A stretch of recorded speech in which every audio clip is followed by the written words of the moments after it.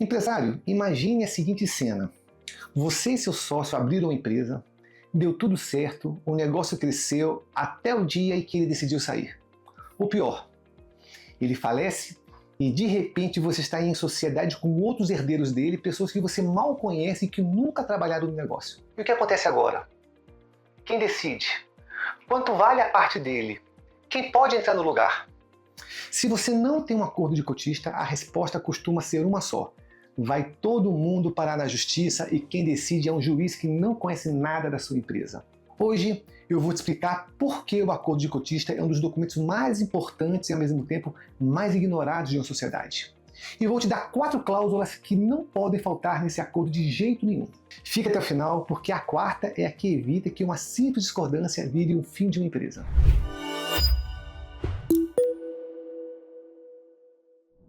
Eu sou Danilo Maroja, da Advance Contabilidade.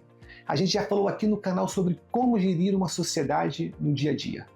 Hoje vamos falar do documento que protege essa sociedade quando as coisas saem do script.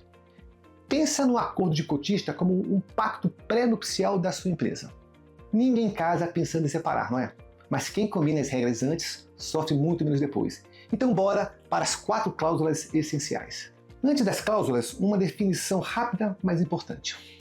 O acordo de cotista é um contrato feito entre sócios, separado do contrato social em que vocês combinam as regras de convivência e principalmente o que fazer nas horas difíceis. Ele é particular, mais flexível e pode ser ajustado sem precisar alterar o contrato social toda hora.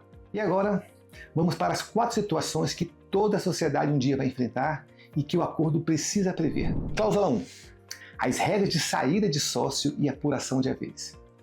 Essa é a número 1 em causar brigas. Um dia, um sócio vai querer sair, ou por vontade própria, ou por desentendimento, ou por necessidade. E a pergunta é, quanto vale a parte dele e como isso é pago? Se você não combinou isso antes, a lei manda fazer um balanço para apurar o valor patrimonial e quase sempre gera discussão e até mesmo perícia judicial. A dica de ouro aqui é, defina no acordo o critério de avaliação da cota. Vai ser pelo valor do patrimônio? Por um múltiplo do faturamento? Por um múltiplo do lucro? E defina também o prazo e a forma de pagamento. Vai ser à vista ou vai ser parcelado? Combinando isso antes, a saída deixa de ser uma guerra e vira apenas uma conta. Cláusula 2. O direito de preferência e o controle de quem entra na sociedade. Você escolheu seu sócio, não foi? Mas o que impede que ele venda a parte dele para um estranho ou até mesmo para um concorrente sem nem te avisar? A resposta é direito de preferência. Essa cláusula garante que, se um sócio quiser vender a parte dele, os outros sócios têm o direito de comprar primeiro nas mesmas condições. Assim, ninguém entra na sua sociedade sem o seu aval. E aqui vão 2 complementos poderosos. A cláusula tag along. Se um sócio majoritário vender a empresa, o minoritário tem o direito de vender junto nas mesmas condições e aí ele não fica preso enquanto o outro sai da sociedade. E a cláusula drag along, que é o contrário, que permite arrastar o minoritário numa venda que é boa para todos para não travar um bom negócio. Esses mecanismos protegem os 2 lados na hora de uma venda. Cláusula 3. A sucessão em caso de morte ou incapacidade de um sócio. Essa é a que ninguém gosta de pensar, mas é a que mais causa estrago quando é ignorada. Se um sócio falece, o que acontece com as cotas dele? Dependendo do que está ou do que não está escrito no seu contrato social, os herdeiros podem acabar virando seus sócios ou você pode entrar numa negociação difícil sobre quanto e como pagar a eles. Em qualquer um dos casos, sem regra clara, vira dor de cabeça. A dica aqui é definir no acordo exatamente o que acontece nesse cenário. Os herdeiros são admitidos como sócio ou a empresa paga os haveres a eles e segue com sócios remanescentes? Muitas sociedades combinam, inclusive, um seguro para garantir o dinheiro dessa recompra, sem descapitalizar a empresa. Decidir isso com calma hoje evita uma tragédia em cima de outra lá na frente. Cláusula 4. A resolução de conflitos e o desempate. E chegamos na mais importante. Imagina uma sociedade dividida meio a meio, 50% para cada um.